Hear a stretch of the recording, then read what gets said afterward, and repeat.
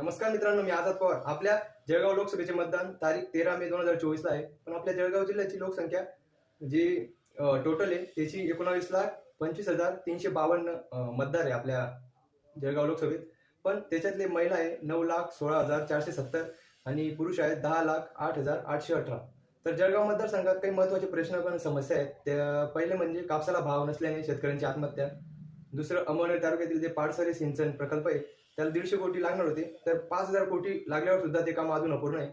तिसरं म्हणजे गिरणा नदीवरील तो 7 बलून बंधाऱ्याची मागणी होती, ती सुद्धा अजून काहीच काम नाही झालेलं आहे.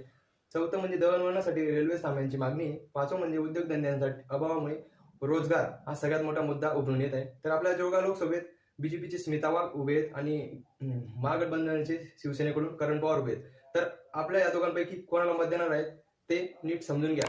जो एज्युकेटेड असेल, जो काम करणारा माणूस असेल त्याला जोड द्या. जय हिंद. मिशन